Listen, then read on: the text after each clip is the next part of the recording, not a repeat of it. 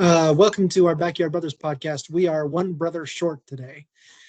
Dustin got caught up at work.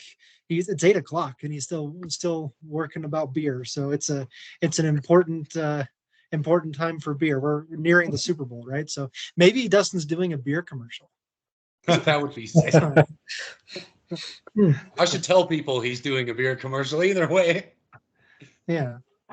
But Dustin won't join us for today. He did give us his predictions and some of the analysis that we'll provide when we get there. But that's the last part of our session today. Today we're starting with a memory. I've been kind of keeping with the theme for the last two and keeping it the same round of the playoffs that we're in. So I think that's a pretty fun idea. And today I wanted to talk about the 2009 NFC Championship game. It was between the Saints and the Vikings. And the game itself was great. I don't know if everyone here actually watched the full highlights of that game or just the part that I mentioned. But anyway, this was the two best teams in the NFC. The New Orleans Saints were the top seed in the NFC at the time. Minnesota Vikings were number 2. So it went chalk, number 1, number 2, go all the way to the NFC Championship game. And this is Brett Favre versus Drew Brees. Brett Favre, everyone knows he played 15, 16 years with the Green Bay Packers, retired, and then decided he didn't want to retire. And then the Packers said, no, we don't want you. We want Aaron Rodgers. And so he went to the Jets for a year and then went to the Vikings for a year. And so this was that season. He played one of the best seasons of his career with the Vikings that year, showing at 42 years old, he could still play football pretty well at the quarterback position. And then it goes back and forth all game, high scoring game. And 19 seconds left. Vikings have the ball in Saints territory, trying to set up for a game-winning field goal. And Brett Favre, I chose this play because it was eerily similar to the throw that Jordan Love made at the end of the Packers versus 49ers game, where Brett Favre rolled out to the right and then threw across his body to the left. It's always a bad decision to do that when you're a quarterback, and it was picked off by the Saints.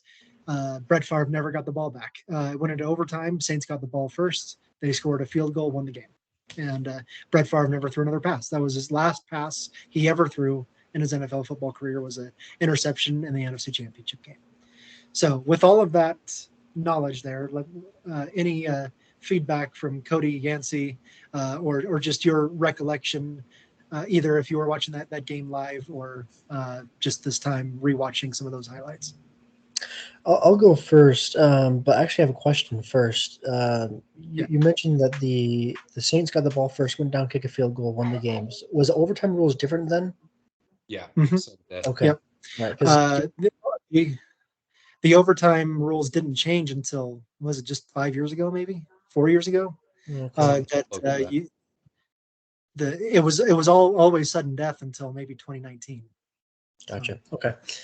I do like that they changed that just because it's so easy to kick a field goal for NFL kickers, especially for the Ravens if you have Justin Tucker. But anyway, so I watched the highlights. I don't remember watching the game live, but I'm sure I did. I know that Brett Favre has always been one of my, how do I say it, kind of like an idol of mine growing up. He is one of the very first names I remember hearing with NFL football. I even, as a little kid, I had Beanie Babies, stuffed animals, and Brett Favre was one of them. Randy Moss, other people like that, but Brett Favre was my favorite one. I don't know why, but I loved Brett Favre. I loved watching him play. But he had this horrible throw in this game, and to mention that his last throw was a Packer, his last throw was a Jet, and his last throw was as a Viking, which was also the last throw of his career, were all interceptions. Which is interesting because he's, it doesn't show him who he really was. He was a really great quarterback, definitely a Hall of Famer. So, but I mean, every quarterback makes mistakes. So it doesn't matter how long you've been in the league. It doesn't matter how seasoned you are. It doesn't matter any of that. You're going to make a mistake, and that's what it was. And it just happened to be at the worst time. So.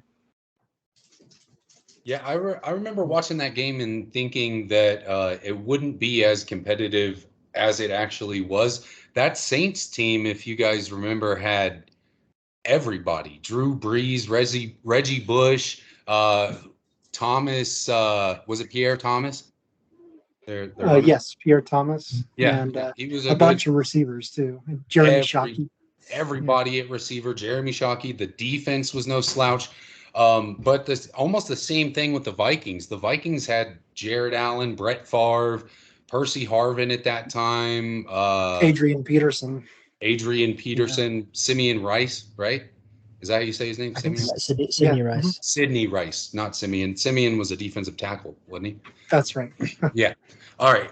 And I just remember that was a great back and forth offensive game with a ton of turnovers. It felt like every other drive was a fumble or an interception for somebody.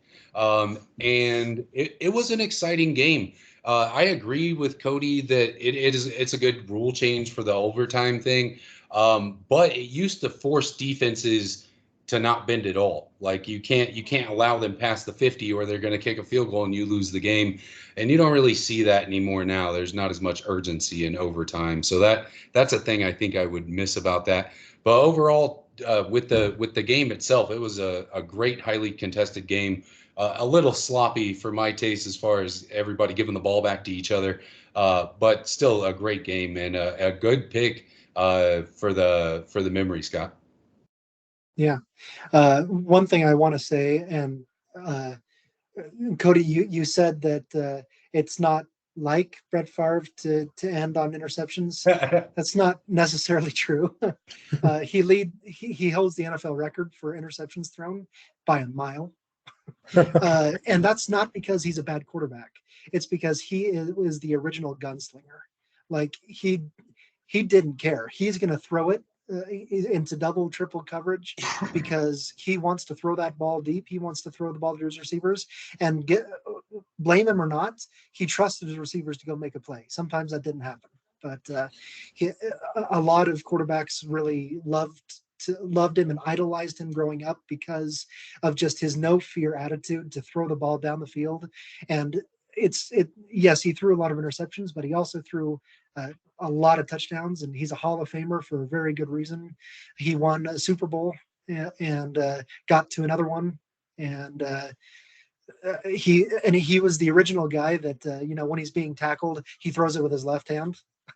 he was the guy to do that originally, and Patrick Mahomes does that like every game now, but Favre didn't. So didn't he spend more time like on the field as a quarterback during his career than any other quarterback? Like if you measured up their time together, like let's say he's playing for 7 years, someone else is playing for 7 years, he would have had far more time because that guy, even injured, was playing. And I think that would factor in too, that guy didn't take breaks. And so he was always throwing the football.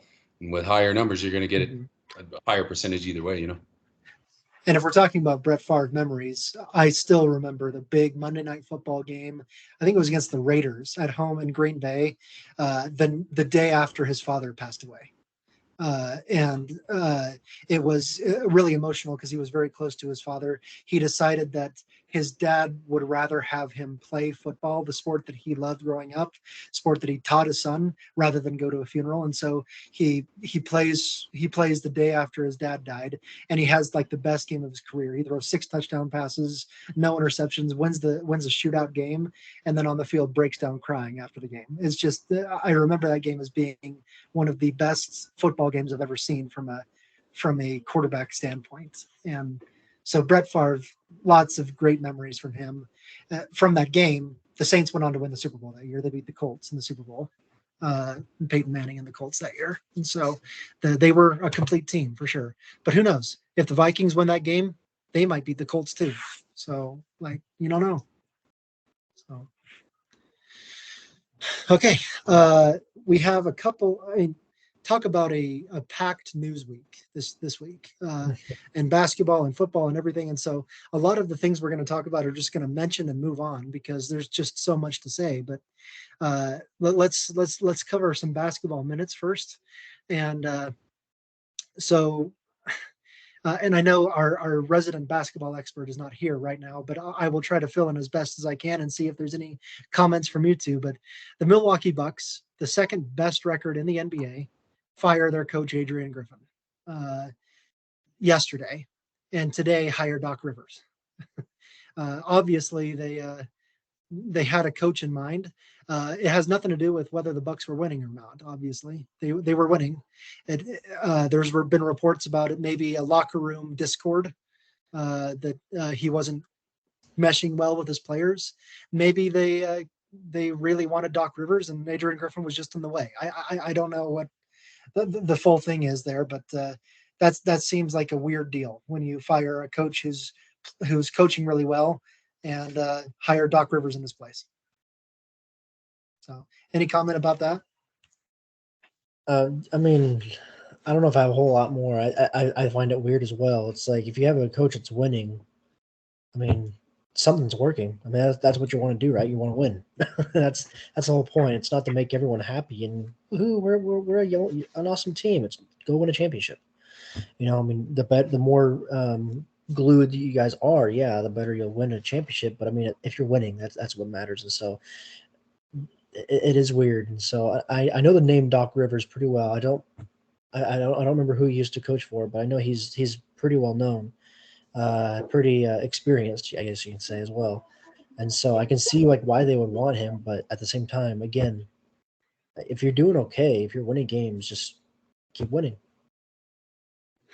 Yeah, I think it confuses the metric for a lot of people. If you're a coach, what is the goal? We want to win games and eventually win a championship, right? Or at least go as far as we can with the players and the staff that we have.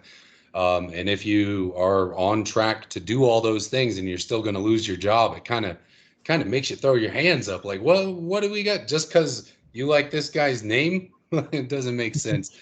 But Doc Rivers is a great coach with a lot of experience, and that's likely why they're choosing that. But it also confuses me. I don't understand why to make that choice unless there's something we as fans don't know that they know about in the organization itself.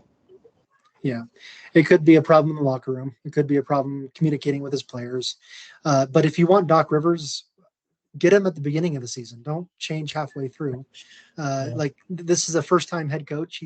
He coached 42 games and then he's gone because of you want Doc Rivers. And Doc Rivers won a championship in Boston. With the Boston Celtics, he was the head coach. But since then, he is really stacked teams that can't seem to get past a second round in the playoffs. That's why he's been fired from the last 2 or 3 jobs he's had, because he has great teams in the Clippers or the 76ers and always bows out before he even reaches the conference finals. And so that's been a problem with Doc Rivers. So we'll see if it changes with the Bucks. Another piece of news that we'll talk about real quick, a big trade happened. And again, we're getting close to the trade deadline, so we're going to see a lot of those. Kyle Lowry, most people should know who he is. He's played in the NBA for 15, 16 seasons now, mainly he won a championship with the Toronto Raptors. He was traded from the Miami Heat to the Charlotte Hornets in exchange for Terry Rozier. It seems like a dumping a really good player on a really bad team to try to get a younger player. That's what it sounds like to me. I know Dustin would have a lot to comment. Do either of you have any comments about this trade between Lowry and Terry Rozier? I wouldn't be able to comment on it intelligently enough, so I won't.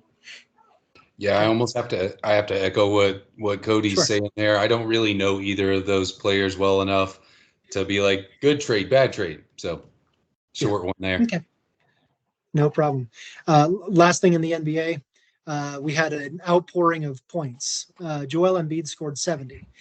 When you hit 50, usually that's like, oh, someone scored 50 points in a game.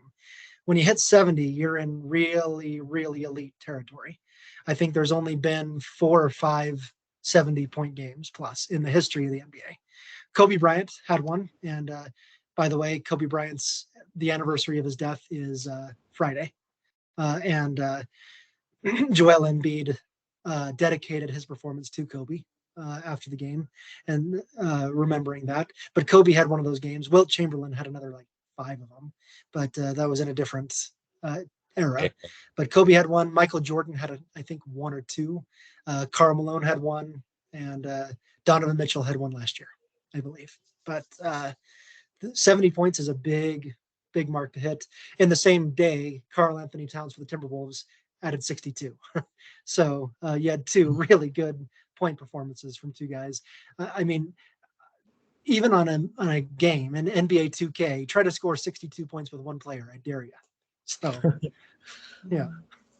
So, take away the any defense. comments about thanks? Yeah.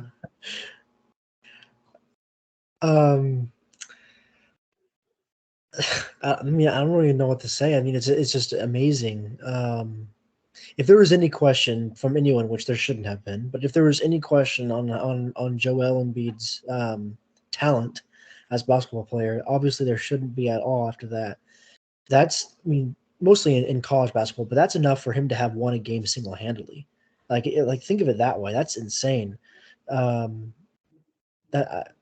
It's just speaks to who he is as a player, as a talent. And what team does he even play for? I don't even know what team he plays for. 76ers. He's the reigning MVP. He won the MVP last year too. So They should, there's certainly no question. So yeah, they should definitely be glad to have him. So most definitely 70 points for any one player. I agree with you, Scott. Put it on 2K. Put it on rookie if you want, with all 12 minutes on the quarters, and see what you get done. But that's crazy. 70 points for a big man. We're not talking about a point guard or a shooting guard or one of those, LeBron James, a small forward or something like that. We're talking about a center who scored 70 points.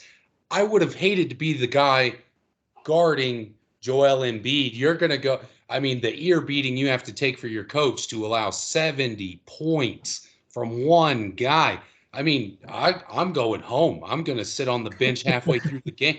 And I'm not going to let that big dude dunk on me, break my forearm on the rim. I'm all right, bro. He's got 50 already. Let him go.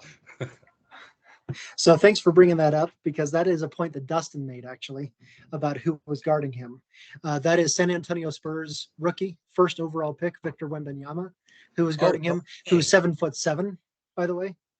7'7" was guarding him. And Dustin and I talked about in the original preview that the one Wembanyama, obviously Wemby has so many talents on offense. At 7'7", you better have talents on offense, and he can run the court like a point guard. He can shoot. He has a pretty good shooting stroke, at least from 10 feet or so. But defense was always going to be a problem, especially against Joel Embiid. We mentioned that in the preview, Dustin, Cody, and I, that when Wemby, who's 7'7" and maybe 200 pounds, when he goes up against guys like Joel Embiid, who are 7 feet, 280 pounds, you're going to get bullied in the paint. And that's exactly what happened in that game. That Joel Embiid just literally bullied him, and he didn't stand a chance against the bigger, even though he's half a foot shorter, he's outweighed by muscle and by almost 100 pounds. And he had no chance against the skill set and the weight and the muscle of Joel Embiid. So, yeah. Last bit of news before we get to the real meat. Today, the Los Angeles Chargers hired Jim Harbaugh as head coach. So Jim Harbaugh, the defending national champion from Michigan, is back in the NFL. He's succeeded at every level. From the University of San Diego and FCS, he was a really good coach. He succeeded at Stanford, and then he turned around the San Francisco 49ers in one season and took them to the Super Bowl. And then he won a championship in Michigan. Now he gets Los Angeles Chargers, where he gets to really work with Justin Herbert, which I bet he's licking his chops about that opportunity. So any comment? I think we'll have more comments about this one than NBA, but go ahead. My first question, I never understood this. So there must have been something I didn't understand at the time going on, but why did he freely walk away from the 49ers, or was he fired? Because it wouldn't make sense that he would have been fired from that. He technically was fired from the 49ers. Why? I don't. It was it was a difference in opinion. He clashed with the front office at the time. Trent Baalke, the general manager of the 49ers at the time, and Jim Harbaugh just were butting heads so much that Jim Harbaugh finally had enough of it. And he said, okay, this is what I want to do. If you don't want that, you got to get rid of me. And so Trent Baalke kind of pulled the power card and say, okay, see ya. And it was a mistake because Jim Harbaugh had the 49ers positioned to win a Super Bowl. And once he left, 49ers went into hell for about 6 years. So, yeah. Well, I think other than that, really, all I want to say about that is to me, I knew that a NFL coaching job was definitely a possibility. I expected him to stay at Michigan. But it strikes me as I don't want to be around when Judgment Day comes kind of thing. And also I don't want to, I want to join the ranks of Pete Carroll and the other coach, I forget it is, who they have a national championship and a Super Bowl. I see it as that's his ambition. I want to win everything, which is normal. I mean, he's someone who wants to win, but I see it also as I cheated, so I don't want to be here when it happens, or something like that, kind of. Yeah, I think I'll kind of carry that on. I agree that he would rather not be there when the other shoe hits the ground. There are some questions coming up about recruiting and I think a few other things there at Michigan. And I'd rather be on my way to winning another Super Bowl and have you guys talk about that than stick with Michigan and then have to suffer the consequences of all the negative press you're going to have to deal with for your earlier actions, but that would be accountability. So we'll move on to the actual football of it all. And I think that the Chargers benefit greatly from him as a coach. When we're talking football and not personal ethics or morals, he's a great football coach. And there's not much of an argument against that. If you look at what he can, you hand the guy a pile of poop and he turns it into gold. You can't argue with that. He can figure it out. And teams play well underneath him. And if you get a guy like that, like Belichick, you can hand that guy a turd and he's going to polish it next year. And you might be on your way to putting a ring on that turd. And that's just the kind of coach. Some of these guys just are that kind of guy. And I think he's another one of those that it doesn't really, you could hand him Florida's golf team and say, make them play football next year and they'll figure it out. Like, I don't know what it is about him. Yeah. Cody, I think the other name you're looking for is Steve Spurrier, by the way. Won a national championship at Florida and won a Super Bowl with the Washington Redskins. So I believe I didn't do any research, didn't look that up, but I think that's true. So we'll have to. So, okay, let's jump into the meat of our stuff today. So I am going to share my screen if I can find that button. Oh boy, I always have way too many tabs open, so I have to find the right one. Here we go. Okay. Do you see my screen? Yes. There we are. Okay. We are talking divisional round. We're going to recap some of these games. We don't need to spend too much time, but we can spend a little bit longer than we did last week. Rather than one sentence, maybe 2 or 3 on each of these games. So Texans at the Ravens. Final score 34-10. It was a pretty dominating effort by the Ravens. Both Dustin and I got this right, but Dustin was just a tad closer in the score. So he gets the blue box and I get the red one. Both Cody and Nancy were wrong here. So I'm going to stop sharing so we can see each other's faces again. And except you don't see mine. Okay. So let's talk about that one. And the way that we started, I think it's my turn then because I did that last week. So let me say this. The Ravens were extremely impressive in that game, especially on defense. The Texans didn't score a touchdown on offense. Their only touchdown came on a punt return. So they completely shut down C.J. Stroud in that offense, flustered him in that offense the entire game long. And then it took the Ravens offense a half to figure things out. It was 10-10, I think, at halftime, and then 24 straight points in the second half. And that's what's going to happen against Lamar Jackson and the Ravens. If you don't get your offense rolling, the Ravens will eventually figure it out, and then you're screwed. And that's what happened with the Texans. I was impressed with the offense, but I was even more impressed by this suffocating defense that Baltimore showed in that game. Over to Yancey. Yeah, I really have to agree. I thought that the Texans were going to be able to generate a lot more offense.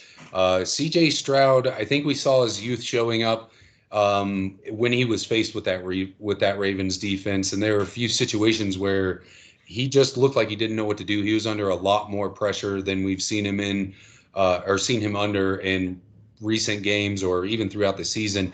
And you have to credit the Ravens defense for the ability to do that. And on top of that, like you were saying, after the halftime, they just snowballed on them. There was no real recourse for the Texans, and they couldn't slow down Lamar and that offense. And they were just incredible. Credit to the Ravens for how well they were able to play and just put everything together.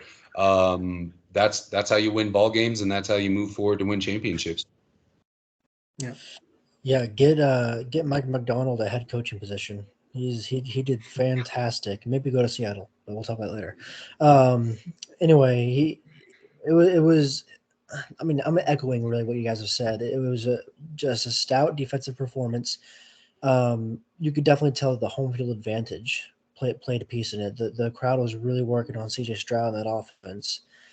They looked uncomfortable. They looked lost. They almost looked like they didn't know how to play football for a little bit. They had no answers. It was really impressive. And then, of course, the MVP of the season, which is going to be Lamar Jackson, just had another performance showing why he is going to have that. And so just a absolutely stifling defense and a well-oiled machine on offense. They looked good, and the Chiefs should be afraid. Yeah. By the way, Lamar Jackson became the first player in NFL history to have 2 rushing touchdowns and 2 passing touchdowns in the same playoff game. So you always hear history with some just weird stats, and that's one of them. So, okay. Boy, do I want to talk about on this that, game. but you said playoff game. Playoff game. Yes. Playoff game. So, boy, do I want to talk about this game, but I'm last in the rotation here, but final score 24-21, 49ers won. All of us got it right, but Dustin was the closest in the score again. 3 points. He guessed the 3-point difference that it ended up being very close in that. But all of us were right, although the game didn't go exactly the way many of us thought it would. So I'm going to stop sharing again. And Yancey, you're up first to talk about this one. Yeah, not a problem. I was impressed with the 49ers. I think that their defense played really well to hold Green Bay to only what was it, 21 or 21 points, right? 21. Right? 21. Yeah. And they really looked like they were on the way to close that game out, Green Bay, and then that pass by Love was troublesome, and that's kind of what ended up costing them the game. But I was really impressed to see how well San Francisco played it as a team. Purdy played about midline, right? I would assume he didn't have a breakout performance or anything like that. And I think that game went about how I went, except half the score. I really thought that the defenses weren't going to show up the way that they did. So I grossly overestimated the performance of both offenses in that game. But other than that, it was a really good, exciting game and fun to watch them go back and forth like that. I'd rather see that any day than just a blowout, one-sided, route to the finish. Unless the Patriots are there on the other side of that. Yeah, I agree that I would rather watch a back and forth game than a blowout. So it was definitely a fun game to watch. As you guys know and expect, I was definitely going for the Packers the whole game, and the Packers definitely played well enough to win that game. They played good. The 49ers played okay in my opinion. They have a much better potential than what they showed, but they just didn't. I don't know what it was. They just maybe weren't ready or coming off of the bye week, kind of slow, but whatever it was. But they won the game. In my opinion, the game losing, was it? I might be mixing up games here. Actually, he missed a field goal, didn't he? The kicker, right? Yeah, he missed a field goal, and that was kind of, it would have been. Yeah, that's really They would have moved it to 7 points instead of 4. Yeah, it would have been 7. So, with that being said, I mean, that put Jordan Love in a tough position. He had to try to bring them back in under, I think it was under a minute or something like that, which puts that quarterback into pressure. And this is a first-year starting quarterback, not a rookie, but a first-year starting quarterback who's having this pressure of a playoff game, and he makes the bad pass. And so I put the blame on the kicker. I think that the game fell apart because of him, and Jordan Love had an unfair amount of pressure on him. So I think there's two very different ways to look at this game, and I think both of them are true. So first, let me talk from the Packers' perspective. I think you can point to the kick, obviously, as being a turning point, but honestly, the Packers went to the red zone 3 times, and they came away with 6 total points. You can't do that. That means you're leaving 15 points on the table right there. And against the top seed, and you're the number 7 seed, that's going to lose you the game. So I wouldn't point it. I mean, obviously the missed kick hurt. It would have put you up by a touchdown rather than eventually down by 3. But so, I mean, it hurt, but there were a lot of other plays that came into question there.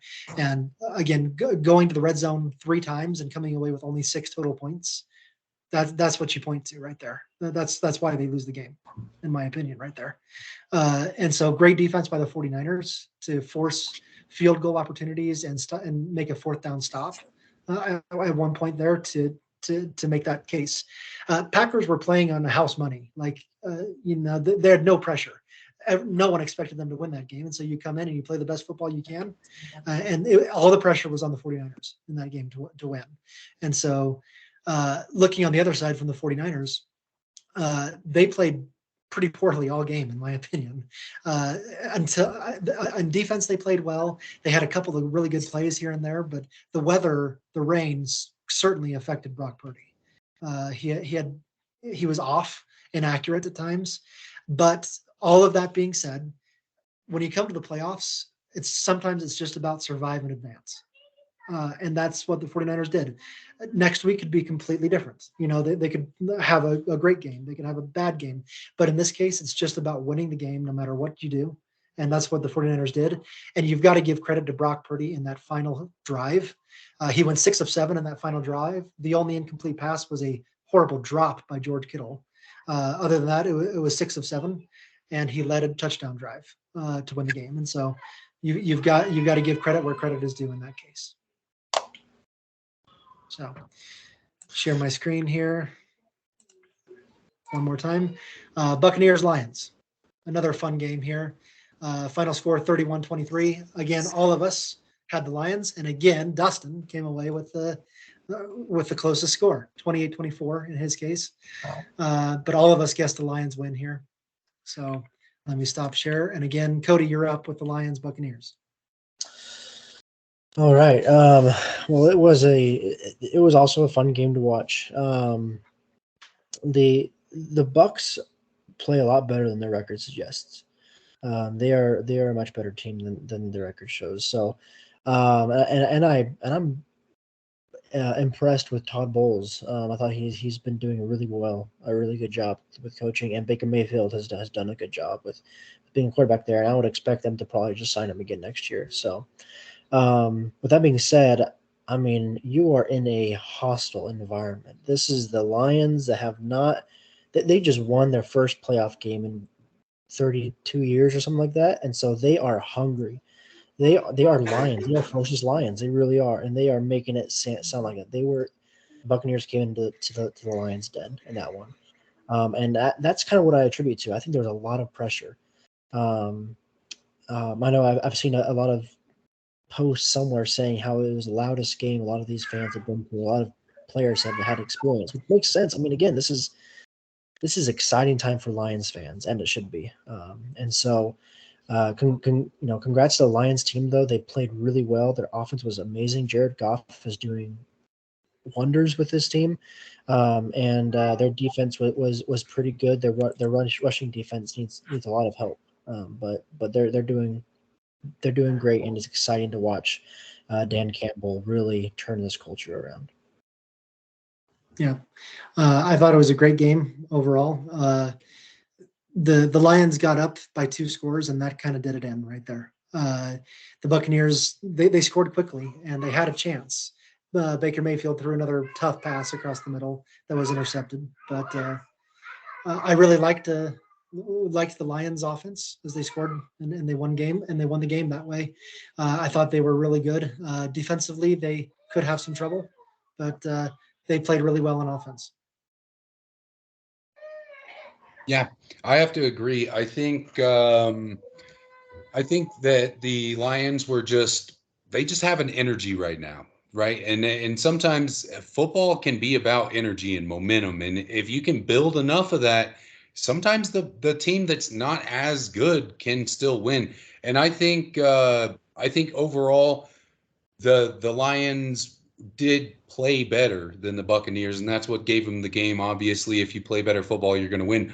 But a factor that needs to be thought about in the next games is that energy. Like, these guys haven't had the juice for 32 years, and now they've got something. They've got a chance, and that's something you got to look out for. You can't underestimate a team that is starving like this. Like, they want to get in a championship. It's been a long time.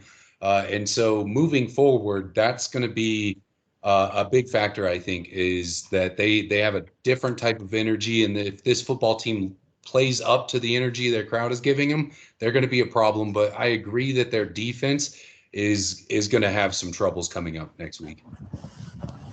Yeah. Okay. Chiefs and Bills.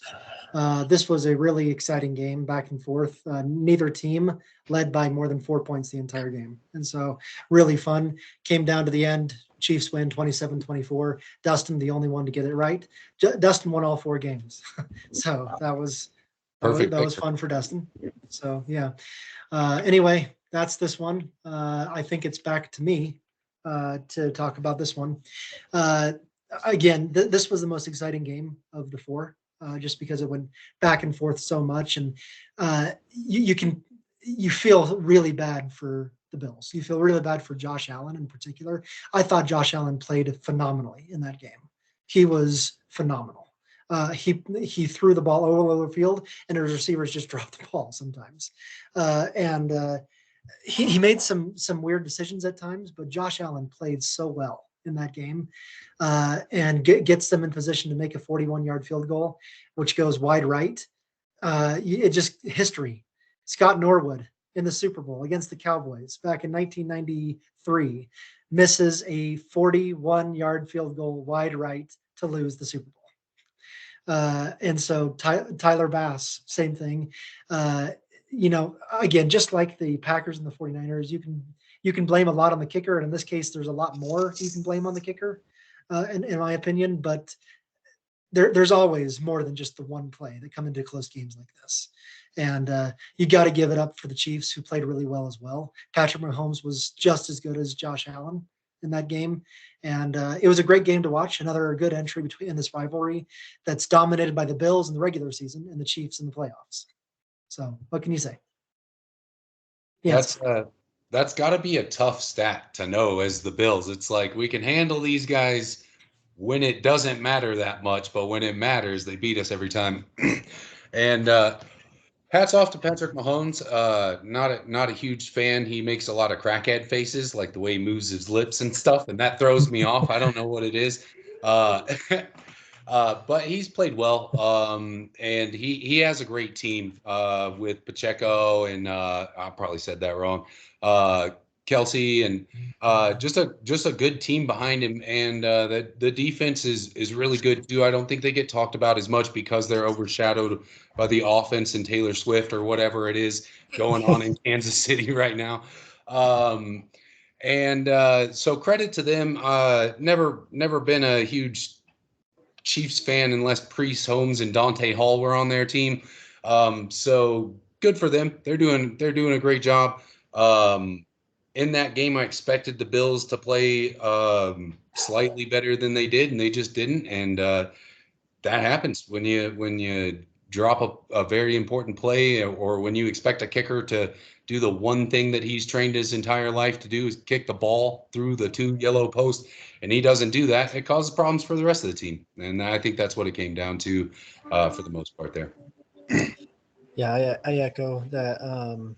I put a lot of blame on the kicker. I recognize that the wind had a big play on it. The wind pushed it. But, I mean, if you're a kicker, you got to take it into account. You got to know, like, I got to kick more left this time, or I got to kick more right this time because the wind's blowing at, 11 or 15, whatever miles an hour it was. So, and I think he admitted that. He's like, I should have kicked more left, and you think if he had made that kick, it would have gone to overtime, right? And so, and I remember seeing if there's a mirror in my face, it'd probably be really funny to watch. But I remember watching the game and he missed it, and I just had a jaw drop. Like, I cannot believe what just happened. About 4 years ago, when the Chiefs were playing the Niners, I was a huge Chiefs fan. Chiefs won the Super Bowl for the first time in 50 years. I was super excited. Go Chiefs.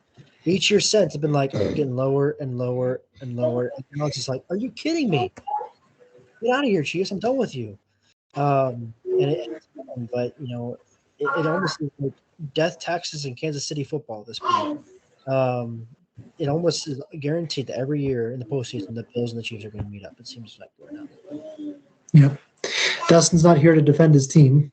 Too bad for him. But anyway, Cody, what's going to happen if the Chiefs and Niners play again in the Super Bowl this year? So who are you going to cheer for then? So I'll talk about it later. Yeah. So we'll have to talk about that pretty soon. Burn that bridge when you get to it, bro. We're about to burn it, so let's get to it here. So again, the predictions results. I forgot to change the gold digger and gold pickers. Don't worry about that. I'm 8-2. I'm far and away leading the games. Dustin's 6-4 because he won all 4 of those games. Yancey 500, 5-5, and Cody at 4-6. So yeah. And then the two closest scores for Cody and Yancey, 1 for me, and Dustin has all 4 last week. So yeah. That's crazy. Okay. AFC Championship game. Chiefs and Ravens. Sunday, 1 p.m. for me, 3 p.m. for Cody. Baltimore favored by 3.5. So a couple of things here. This is the second ever playoff matchup between these teams. Baltimore won the only other one in the AFC wildcard, 2010. They blew them out in Baltimore. Baltimore is hosting its first ever AFC Championship game in franchise history. They've never played a championship game in Baltimore as the Ravens. The last time they did in Baltimore was when it was the Baltimore Colts in 1960 something. So long time for that to happen. When the Ravens are on offense, Lamar Jackson really played really well. Zay Flowers, Isaiah Likely, and then down here, Gus Edwards and Justice Hill ran really well as well. Lamar Jackson ran for 100 yards in that game and 2 more scores. That Chiefs defense has been good all season, all postseason, and so it's going to come into play as well here. When the Chiefs are on offense, Mahomes 17 of 23, 215 yards, 2 touchdowns. Isaiah Pacheco ran for 97 yards. Chiefs offensive line has still not allowed a sack this postseason. So that's important to mention against the Ravens who lead the NFL in sacks. So can the Ravens get home against Patrick Mahomes is the question. Justin Madubuike has been their best player on defense, at least on the defensive line. Kyle Hamilton and Patrick Queen in the back 7 there. So I think we technically left off with Dustin, but guess what? He's not here. So over to you, Yancey, to start with this analysis and your score. Yeah. I think we're going to see a similar game to the last time these guys met. I think that the Ravens have this one. I think that Lamar Jackson plays really well again against the Kansas City defense. And I believe that the Ravens defense is going to be able to get to Mahomes, cause a lot of pressure, and just kind of disrupt that offensive line in a way that we haven't really seen them deal with in the playoffs yet. I just think that overall the Ravens will be too much to deal with. So I go 28-17 for the Ravens in this game. I think that the defense causes too many problems for Mahomes and Kelsey to be able to deal with, and they're not going to be able to shake it off, so to speak. Oh my gosh. I like knew it would hit eventually. Oh my gosh. Make me gag. Sorry. I have to do it. It's something in my brain. Yeah. Right. Dustin did give his prediction. He said the Ravens are too potent on offense. He thinks the Chiefs play as good as they have in the playoffs so far, but in a shootout, the Ravens will win. So over to you, Cody. It should have been me on first. So I agree that's going to be a shootout. I do think it's going to be a shootout. I mean, both defenses are going to play well, but both offenses are so high powered or so good that they're going to find ways to slice through these defenses. I think that the Ravens, I forget what the name of it now is. I guess the QB option, the run option, is just the most deadly thing with that team because of Lamar Jackson.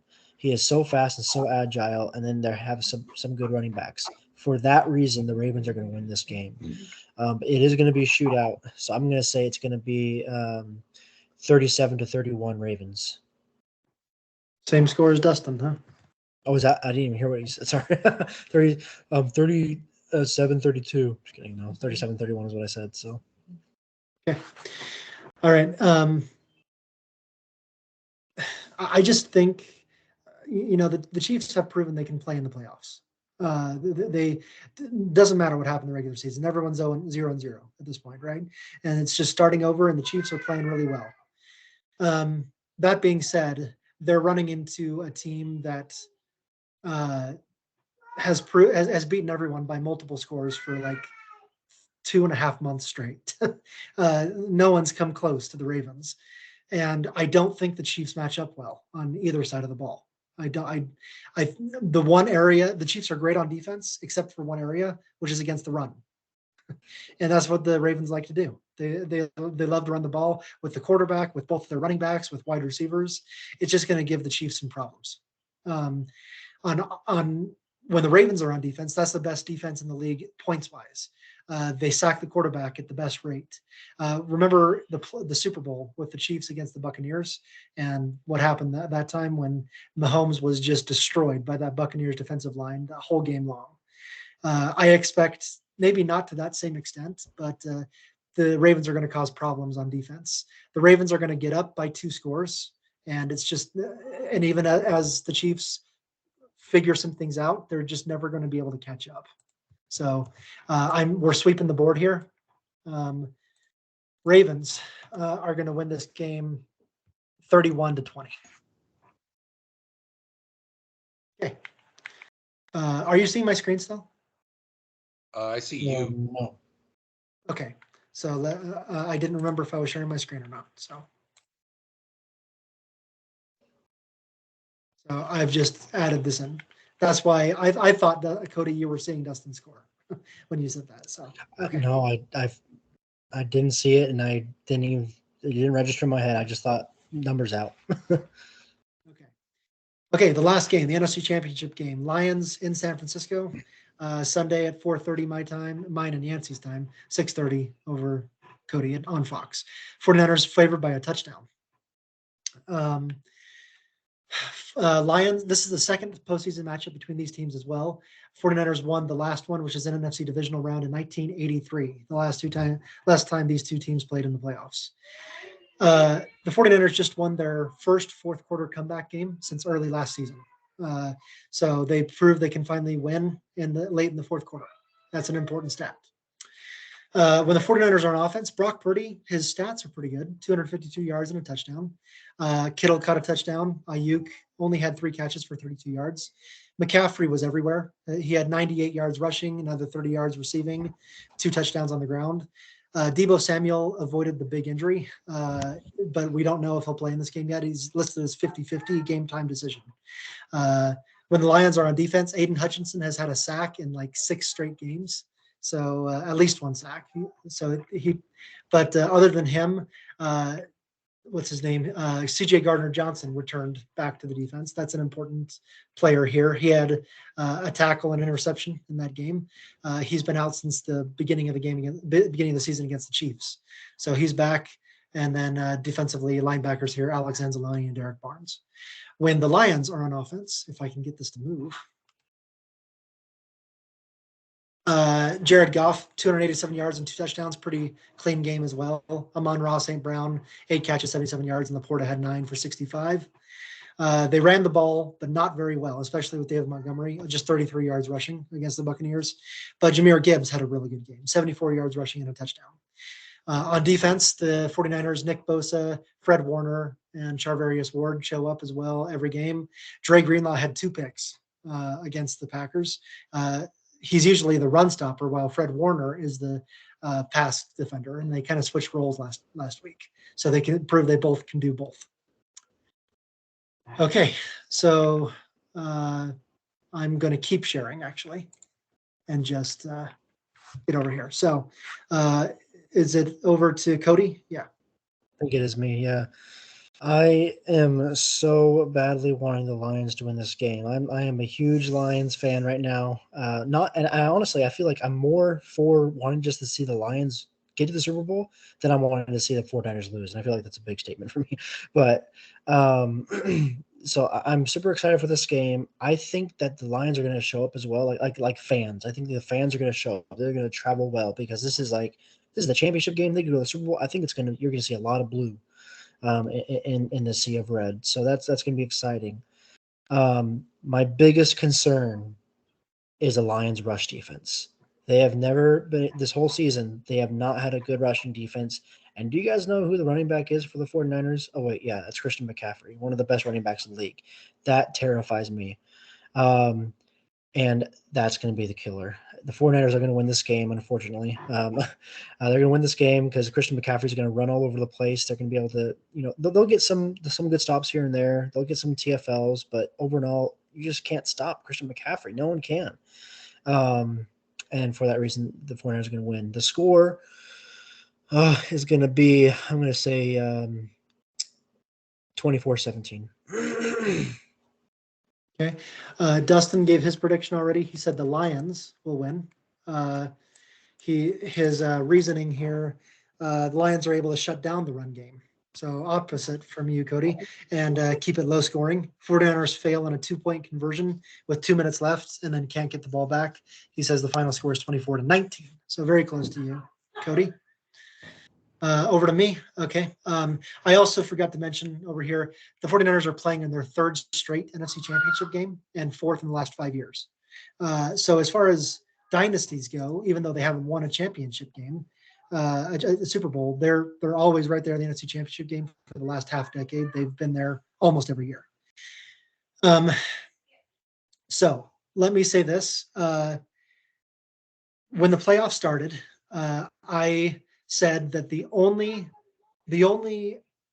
acceptable outcome other than the 49ers winning the Super Bowl is the Lions winning the Super Bowl. I love the Lions. I obviously want the 49ers to win, but as sad as I will be for the 49ers, I'm going to be just as happy for the Lions if they win. So this is a win-win for me. I love whoever team wins this game. Obviously, I want the 49ers to win, but I love it for both teams. And I think, like you, Cody, the run game is what's going to separate this game. The Lions are going to struggle to run the ball against the 49ers run defense, and the Lions are going to struggle to stop the running game of the 49ers offense. I think the Lions will throw for 300 plus yards and several touchdowns. I think the Lions will pass the ball really well against this defense. But in the end, whether I'm a homer or not, I've picked from the beginning. I've said from the beginning. So the last time the 49ers won the Super Bowl, I didn't care about football. It was 1995. I was 7 years old when they last won the Super Bowl. And so I haven't seen them win a Super Bowl in my lifetime as a fan. And so this whole year, this has felt like the year for the 49ers. The whole year it's felt that way, that they could win this. And so the Lions are not going to mess that up as much as they'll keep a game high scoring, especially for a 49ers team that doesn't like to play that way. But it'll be high scoring, I think. But the 49ers will win a pretty fun game. They'll win 38-30. Interesting picks, guys, especially for Dustin. I hope he's not still on because I'm going right against him on this one. I love the fact that the Detroit Lions have all of this energy and that they're doing so great. But with the 27th pass defense in the league, you're going to have trouble. Period. Point blank. Purdy's been playing okay. And that's not even going to be your problem. McCaffrey, I have to agree with you guys, is going to just dog walk this defense for the Lions, in my opinion. I don't even think it's going to really look like a fight. As much as I want Detroit to perform well, they are not going to, and it's going to end 35-14. That's just how I see it go. All right, those are our picks. I will get this uploaded tomorrow. And people can tell us where we're wrong or where we're right. And I look forward to this weekend to watch these games and hope for a good Super Bowl matchup. I think it's going to be good no matter what. But just one thing, sorry, real quick. Yeah. I have to mention one thing that my wife has told me that I thought was kind of funny and kind of interesting. So there's the idea of the NFL being scripted, right? Okay. Oh, the logo theory. No, actually, that's not where I'm going. But what I'm going with is how perfect would the season end with the Super Bowl the way it started, Lions Chiefs, right? If that were to happen, this is something my wife said, so I have to give her credit. If we're to be the Lions Chiefs Super Bowl, I feel like there's going to be some serious protesting about the NFL being scripted. But that's just something to think about a little bit there. If that happens and the NFL is scripted, you have to make so Taylor Swift is obviously Kansas City's celebrity mascot. Eminem is Detroit's. You make them fist fight on the 50-yard line. The winner gets the MVP of the Super Bowl. That's how we do sports now. There we go. My money's on Taylor. I like that. That's a good one. I don't know. Have you ever heard about how many women Eminem has hypothetically murdered in songs? It's up against a lot. Yeah. But I think they should have a lip sync battle. There you go. There you go. To each other's songs. Yeah, make them perform each other's music until one of them dies on the field. Sorry. Anyway, we'll talk about that if we end up getting a Chiefs-Lions Super Bowl. But we'll see what happens this week. It'll be exciting. So talk to you all next week about a Super Bowl preview. Okay. See ya. Yeah.